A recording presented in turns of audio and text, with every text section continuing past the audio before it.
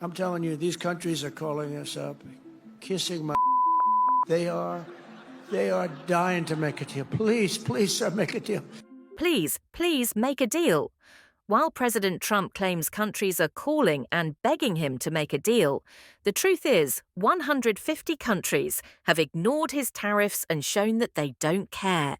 He expected them to panic, pick up the phone, and ask for new deals.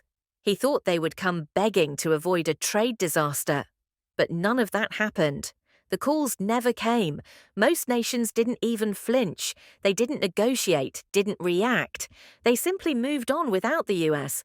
That stunned the Trump administration. They had braced for a global outcry, a scramble to strike deals. Instead, they were met with silence. Only a few allies showed up, the rest radio silence.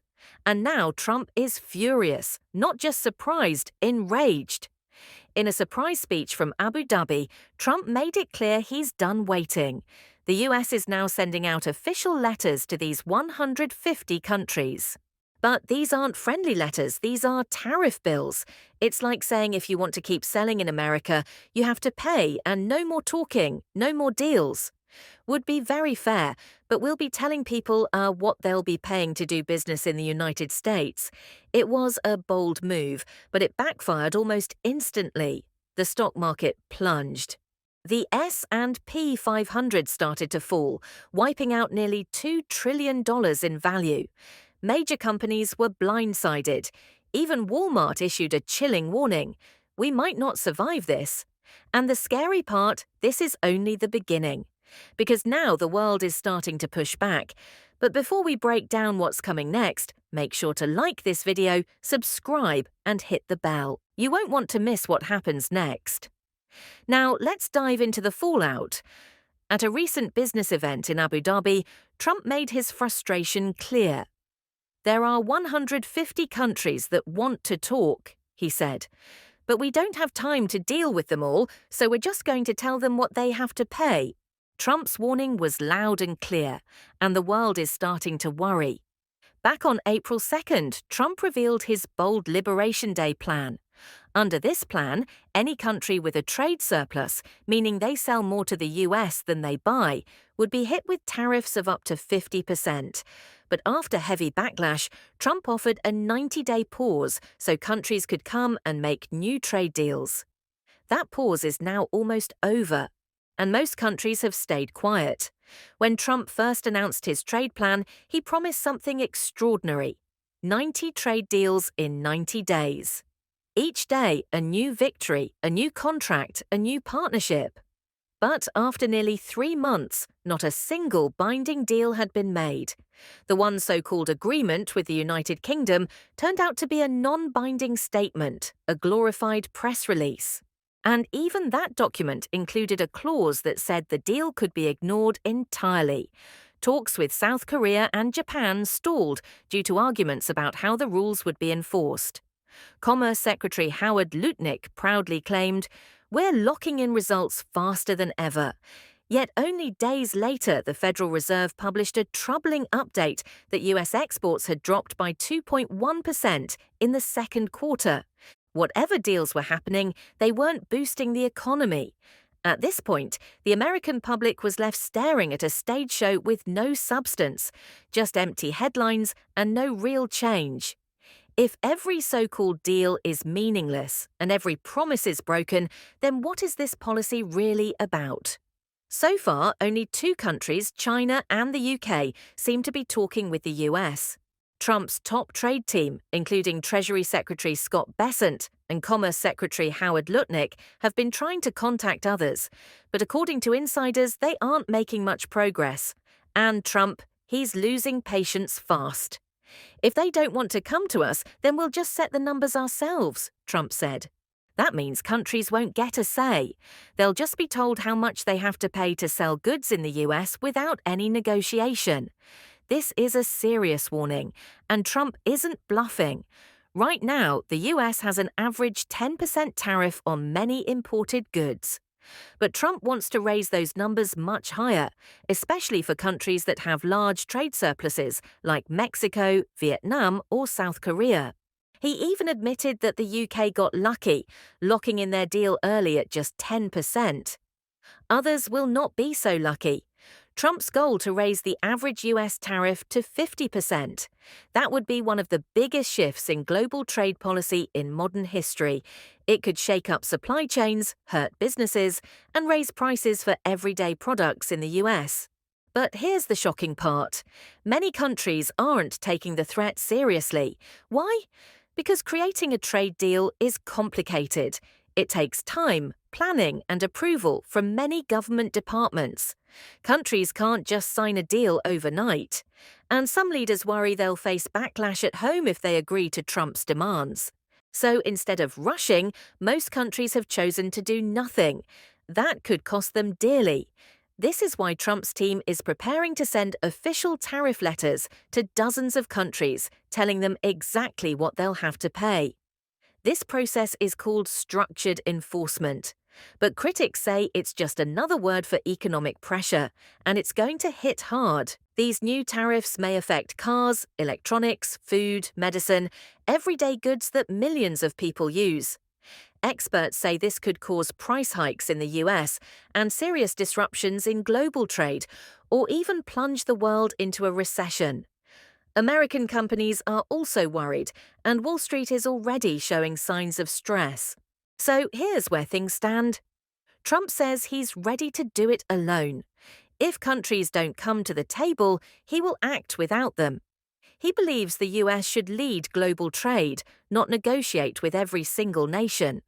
Whether you call it America First or economic war, the message is clear. Trump wants to change the rules of the game. Will these 150 countries finally take Trump seriously and agree to pay? Or are we heading straight into the biggest trade war the world has ever seen? Former US Trade Representative Susan Schwab was direct and scathing. There is no legal way to set global tariffs with a memo. She said it wasn't just misleading. It was legally impossible. And while Trump claimed the tariffs would be fair, he failed to mention a key truth. Tariffs are not paid by foreign countries. They're paid by American companies and, in the end, American consumers. A 2024 report from the Congressional Budget Office made it clear 92% of the tariffs from Trump's first trade war were actually paid inside the US. So when you say you're punishing the world but end up hurting your own people, is that smart trade policy, or is it a costly bluff? While the stock market stumbled and investors grew nervous, regular Americans were hit even harder. The tariffs didn't just live in policy papers. They showed up in shopping carts and utility bills. According to a survey by the University of Michigan, 73% of Americans said tariffs were now a top financial stress. That number had jumped from 58% just a month earlier. People were feeling it, and fast. Small businesses suffered the most. The US Chamber of Commerce reported over 1,300 bankruptcy filings in April alone, a 20% increase compared to the year before. Many local shops and rural businesses simply couldn't keep up. Owners faced a brutal choice: raise prices and lose customers, or cut jobs and lose staff. Some gave up entirely. A cotton hoodie from Bangladesh now costs $7 more. A basic microwave from China. Add $28. These aren't luxury items. They're everyday tools of American life.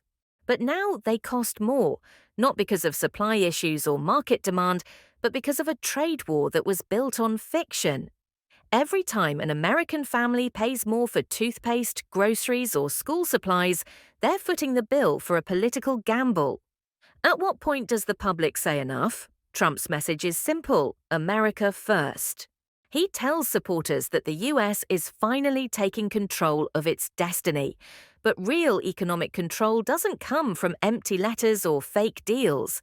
It comes from facts, planning, and cooperation.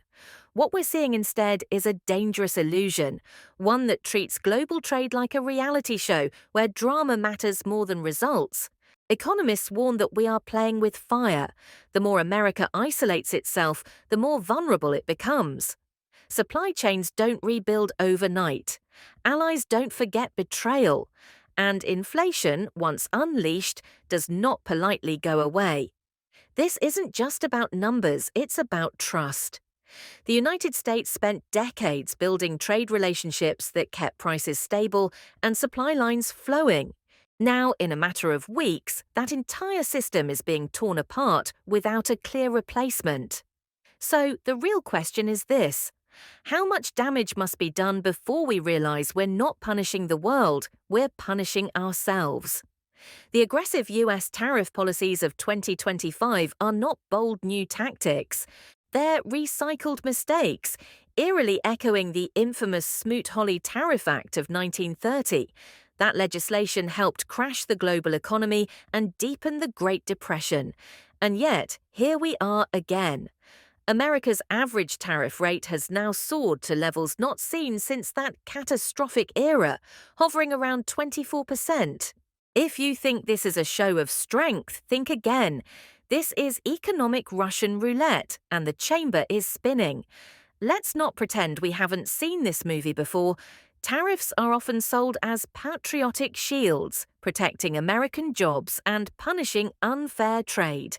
But history and economics tell a different story: higher prices, broken supply chains, and global backlash. The US-China trade war of 2018 to 2019 should have been the final warning. Instead, Washington has chosen to double down, gambling that this time the outcome will be different. But when the same ingredients are thrown in the pot, you don't get a new recipe. You get the same bitter stew. This is no longer about leveling the playing field. What the Trump administration attempted was unilateralism at scale, an effort to muscle 150 countries into compliance without consent, timeline, or legal precedent. But instead of bending the world, it broke confidence in US leadership. The question isn't what tariff comes next, it's whether the global economy can take another hit without crumbling. This is a story that we will be updating soon, so subscribe so you do not miss the next analysis.